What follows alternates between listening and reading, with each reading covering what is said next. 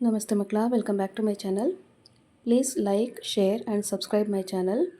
ಮಕ್ಕಳ, ಇವತ್ತು ನಾವು 10ನೇ ತರಗತಿಯ ಕನ್ನಡದಲ್ಲಿ FA1 ಅಥವಾ ಸಾಧನಾ ಪರೀಕ್ಷೆ 1ರ ಮಾದರಿ ಪ್ರಶ್ನೆ ಪತ್ರಿಕೆ ಉತ್ತರ ಸಹಿತವಾಗಿ ನೋಡ್ತಾ ಹೋಗೋಣ ಮಕ್ಕಳ. ಫಸ್ಟ್ ಹೆಡಿಂಗ್ ನೋಡಿ. ಕೆಳಗಿನ ಪ್ರತಿಯೊಂದು ಹೇಳಿಕೆಗೂ 4 ಆಯ್ಕೆಗಳನ್ನು ನೀಡಲಾಗಿದೆ. ಇವುಗಳಲ್ಲಿ ಹೆಚ್ಚು ಸೂಕ್ತವಾದ ಉತ್ತರವನ್ನು ಆರಿಸಿ ಕ್ರಮಾಕ್ಷರದೊಂದಿಗೆ ಬರೆಯಿರಿ. ಇಲ್ಲಿ 2 ಪ್ರಶ್ನೆ ಇರುತ್ತೆ, ತಲಾ 1 ಅಂಕ ಸಿಗುತ್ತೆ ನಿಮಗೆ. ಪ್ರಶ್ನೆ 1 ನೋಡಿ. ಕನ್ನಡ ವರ್ಣಮಾಲೆಯ ಪ್ರತಿ ವರ್ಗದ 2 ಮತ್ತು 4ನೆಯ ಅಕ್ಷರಗಳು. ಇದಕ್ಕೆ ಸರಿಯಾದ ಉತ್ತರ ಆಯ್ಕೆ ಬಿ, ಮಹಾಪ್ರಾಣ ಅಕ್ಷರಗಳು. ಪ್ರಶ್ನೆ 2. ತೃತೀಯ ವಿಭಕ್ತಿಯ ಕಾರಕಾರ್ಥ. ಸರಿಯಾದ ಉತ್ತರ ಆಯ್ಕೆ ಡಿ, ಕರಣಾರ್ಥ. ನೆಕ್ಸ್ಟ್ ಹೆಡಿಂಗ್ ನೋಡಿ. ಮೊದಲೆರಡು ಪದಗಳಿಗಿರುವ ಸಂಬಂಧದಂತೆ 3ನೆಯ ಪದಕ್ಕೆ ಸರಿಯಾದ 4ನೆಯ ಪದವನ್ನು ಬರೆಯಿರಿ. ಇಲ್ಲಿ ಒಂದೇ ಪ್ರಶ್ನೆ ಇರುತ್ತೆ, 1 ಅಂಕ ಸಿಗುತ್ತೆ ಮಕ್ಕಳ. ಪ್ರಶ್ನೆ 3. ನದಿ ರೂಢನಾಮ ಆದರೆ ವಿಜ್ಞಾನಿ ಡ್ಯಾಶ್ ಅಂತ ಕೊಟ್ಟಿದ್ದಾರೆ. ಇದು ಅನ್ವರ್ಥನಾಮ. ವಿಜ್ಞಾನಿ ಅನ್ವರ್ಥನಾಮ. ನೆಕ್ಸ್ಟ್ ಹೆಡಿಂಗ್ ನೋಡಿ. ಕೊಟ್ಟಿರುವ ಪ್ರಶ್ನೆಗಳಿಗೆ ಒಂದು ವಾಕ್ಯದಲ್ಲಿ ಉತ್ತರಿಸಿ. ಇಲ್ಲಿ ನಿಮಗೆ 3 ಪ್ರಶ್ನೆ ಇರುತ್ತೆ, ತಲಾ 1 ಅಂಕ ಸಿಗುತ್ತೆ. ಪ್ರಶ್ನೆ 4. ಭಾಷೆ ಯಾವುದಕ್ಕೆ ಸಾಧನವಾಗಿದೆ? ಉತ್ತರ ನಮ್ಮ ಸುತ್ತಮುತ್ತಲಿನವರೊಡನೆ ವ್ಯವಹರಿಸುವುದಕ್ಕೆ ಹಾಗೂ ವಿಚಾರ ವಿನಿಮಯ ಮಾಡುವುದಕ್ಕೆ ಭಾಷೆ ಒಂದು ಅಮೂಲ್ಯವಾದ ಸಾಧನವಾಗಿದೆ.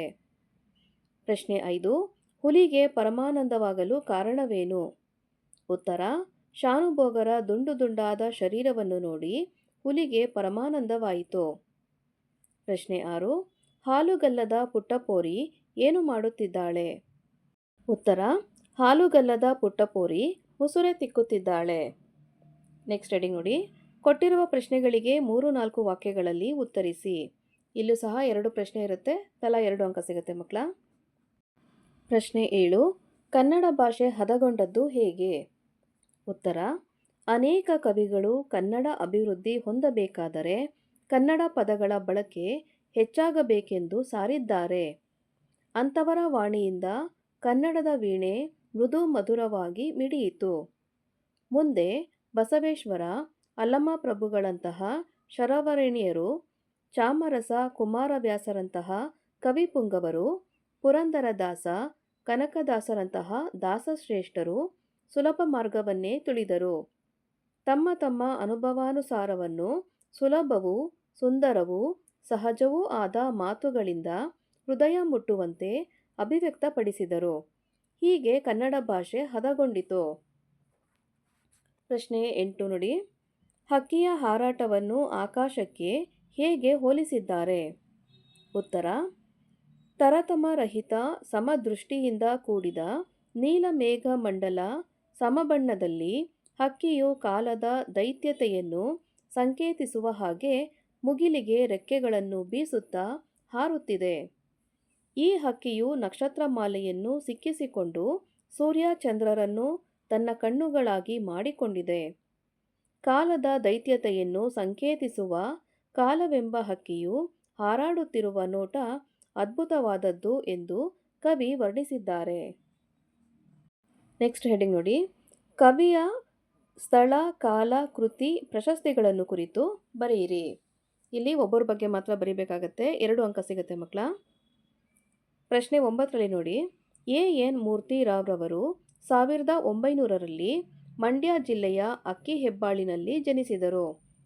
ಆಧುನಿಕ ಕನ್ನಡದ ಪ್ರಮುಖ ಗದ್ಯ ಬರಹಗಾರರಾದ ಇವರು ಪ್ರಬಂಧಕಾರರಾಗಿಯೇ ಪ್ರಸಿದ್ಧರಾಗಿದ್ದಾರೆ.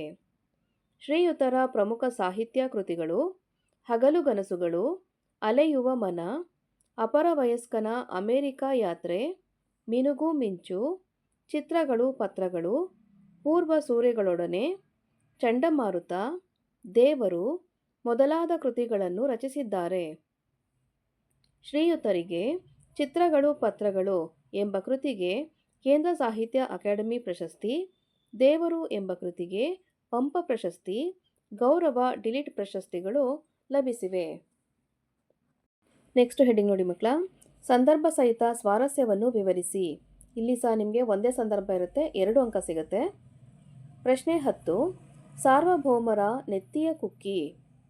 ಆಯ್ಕೆ ಪ್ರಸ್ತುತ ಸಾಲನ್ನು ದ.ರಾ ಬೇಂದ್ರೆಯವರು ವಿರಚಿತ ಗರಿ ಎಂಬ ಕವನ ಸಂಕಲನದಿಂದ ಆಯ್ದ ಹಕ್ಕಿ ಹಾರುತ್ತಿದೆ ನೋಡಿದಿರಾ ಎಂಬ ಪದ್ಯಪಾಠದಿಂದ ಆರಿಸಿಕೊಳ್ಳಲಾಗಿದೆ. ಸಂದರ್ಭ: ಕವಿ ದ.ರಾ ಬೇಂದ್ರೆಯವರು ಚಲನಶೀಲವಾದ ಕಾಲದ ಗತಿಯನ್ನು ಹಾರುವ ಹಕ್ಕಿಗೆ ಸಮೀಕರಿಸಿ ವರ್ಣಿಸುತ್ತಾ, ಕಾಲಪಕ್ಷಿಯು ತನ್ನ ಪಯಣದಲ್ಲಿ ಅನೇಕ ಸಣ್ಣ ಸಣ್ಣ ರಾಜಮನೆತನಗಳನ್ನು ಹಾಗೂ ದೊಡ್ಡ ದೊಡ್ಡ ಸಾಮ್ರಾಜ್ಯಗಳನ್ನು ಕಟ್ಟಿ ಅವುಗಳ ಪ್ರಗತಿ ಮತ್ತು ವಿನಾಶಕ್ಕೆ ಕಾರಣವಾಗಿದೆ.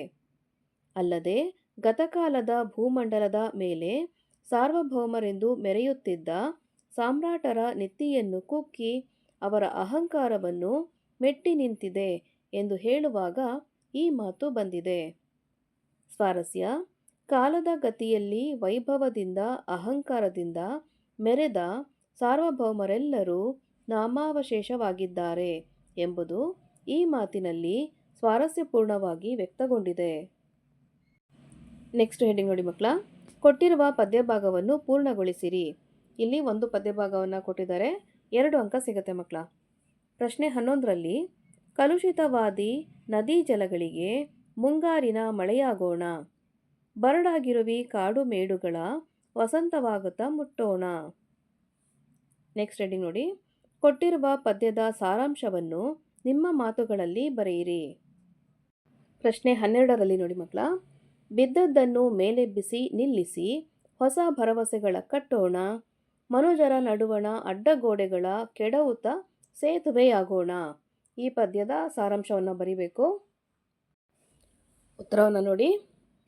ಆಯ್ಕೆ: ಈ ವಾಕ್ಯವನ್ನು ಕವಿ ಜಿ.ಎಸ್. ಶಿವರುದ್ರಪ್ಪ ಅವರು ರಚಿಸಿರುವ ಎದೆ ತುಂಬಿ ಹಾಡಿದೆನು ಕವನ ಸಂಕಲನದಿಂದ ಆಯ್ದ ಸಂಕಲ್ಪಗೀತೆ ಎಂಬ ಪದ್ಯದಿಂದ ಆರಿಸಲಾಗಿದೆ. ಸಾರಾಂಶ: ಜನರಲ್ಲಿ ಇಂದು ನಾನಾ ಕಾರಣಗಳಿಗಾಗಿ ನಂಬಿಕೆ, ವಿಶ್ವಾಸ ಹೊಂದಿ ಬಾಳುವ ಗುಣ ಮುಂತಾದ ಸುಖಭಾವದ ಸ್ತಂಭಗಳೇ ಬಿದ್ದು ಹೋಗಿವೆ.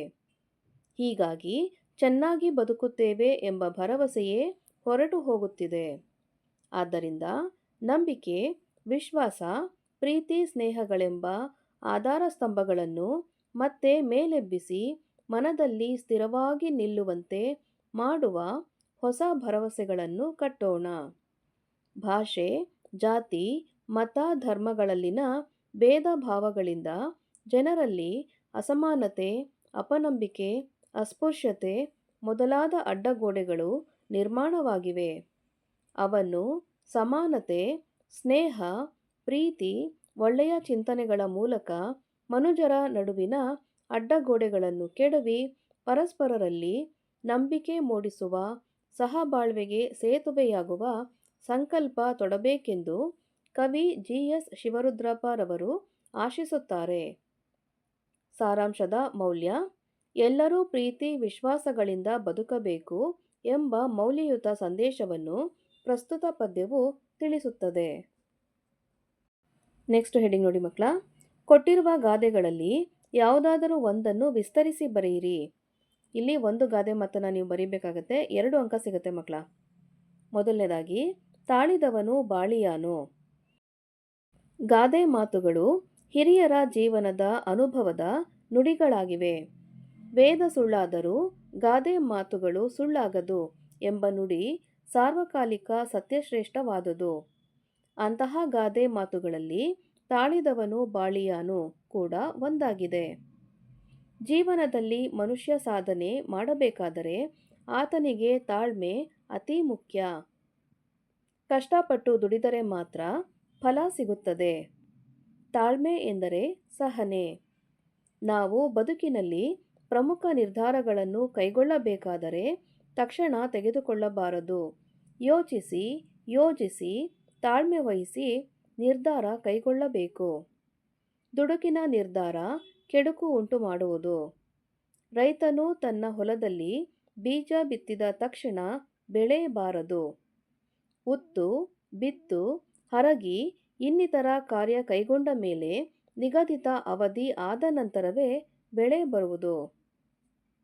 ಹಾಗೆ ನಮ್ಮ ಜೀವನದಲ್ಲಿಯೂ ಯಶಸ್ಸು, ಸುಖ, ಸಂತೋಷ, ಕೀರ್ತಿ ದೊರೆಯಬೇಕಾದರೆ ತಾಳ್ಮೆಯಿಂದ ಶ್ರಮಿಸಬೇಕು ಎಂಬುದು ಈ ಗಾದೆ ಮಾತಿನ ಅರ್ಥವಾಗಿದೆ. ಮತ್ತೊಂದು ಗಾದೆ ಮಾತು ನೋಡಿ ಮಕ್ಕಳ. ಮನಸ್ಸಿದ್ದರೆ ಮಾರ್ಗ. ಗಾದೆಗಳು ಜನಪದರ ಜೀವನದ ಅನುಭವದ ನುಡಿಮುತ್ತುಗಳು. ಕಿರಿದಾಗಿದ್ದರೂ ಕೂಡ ಹಿರಿದಾದ ಅರ್ಥವನ್ನೊಂದಿರುತ್ತವೆ. ವೇದ ಸುಳ್ಳಾದರೂ ಗಾದೆ ಸುಳ್ಳಾಗದು. ಗಾದೆಗಳನ್ನು ವೇದಗಳಿಗೆ ಸಮಾನ ಎಂದು ಹೇಳುವರು. ಅಂತಹ ಹಲವು ಪ್ರಸಿದ್ಧ ಗಾದೆಗಳಲ್ಲಿ ಇದೂ ಒಂದಾಗಿದೆ. ನಾವು ಯಾವುದೇ ಒಂದು ಕೆಲಸವನ್ನು ಸರಿಯಾಗಿ ಮಾಡಲು ಆಸಕ್ತಿ ಇರಬೇಕು. ಹಾಗೆ ಆಸಕ್ತಿ ಮೂಡಲು ಆ ಕೆಲಸದ ಬಗ್ಗೆ ನಮಗೆ ಪ್ರೀತಿ ಇರಬೇಕು. ಹಾಗೆ ಆ ಕೆಲಸದಲ್ಲಿ ಪ್ರೀತಿ ಇದ್ದಾಗ ಸಹಜವಾಗಿಯೇ ಆ ಕೆಲಸ ಯಶಸ್ವಿಯಾಗುತ್ತದೆ. ಒಂದು ಚಿತ್ರಗೀತೆಯ ಸಾಲು ಹೀಗಿದೆ: ಆಗದು ಎಂದು ಕೈಕಟ್ಟಿ ಕುಳಿತರೆ ಸಾಗದು ಕೆಲಸವು ಮುಂದೆ. ನನ್ನ ಕೈಯಲ್ಲಿ ಆಗುವುದಿಲ್ಲ ಎಂದು ಯೋಚಿಸುವುದರಿಂದ ಯಾವ ಕೆಲಸವೂ ಸಾಧ್ಯವಾಗುವುದಿಲ್ಲ. ಬದಲಾಗಿ ಮಾಡಿಯೇ ತೀರುತ್ತೇನೆ ಎಂದು ಮನಸ್ಸು ಮಾಡಿದರೆ ಎಂತಹ ಕೆಲಸವಾದರೂ ಮಾಡಲು ಸಾಧ್ಯ ಎಂದು ಈ ಗಾದೆ ಸೂಚಿಸುತ್ತದೆ. ಮಕ್ಕಳ, ಇಲ್ಲಿಗೆ FA1 ಅಥವಾ ಸಾಧನಾ ಪರೀಕ್ಷೆ 1ರ ಮಾದರಿ ಪ್ರಶ್ನೆ ಪತ್ರಿಕೆ ಉತ್ತರ ಸಹಿತವಾಗಿ ಮುಕ್ತಾಯಗೊಂಡಿದೆ ಮಕ್ಕಳ. ಈ ವಿಡಿಯೋ ನಿಮಗೆ ಇಷ್ಟ ಆದಲ್ಲಿ ದಯವಿಟ್ಟು ನಮ್ಮ ಚಾನಲ್ನ ಲೈಕ್ ಮಾಡಿ, ಶೇರ್ ಮಾಡಿ, ಸಬ್ಸ್ಕ್ರೈಬ್ ಮಾಡಿಕೊಂಡು ನಾವು ಹಾಕುವಂಥ ಎಲ್ಲ ವಿಡಿಯೋನ ನೋಡ್ತಾ ನಮ್ಮನ್ನು ಎನ್ಕರೇಜ್ ಮಾಡ್ತಾ ಹೋಗಿ ಮಕ್ಕಳ. Thank you for watching. Bye bye.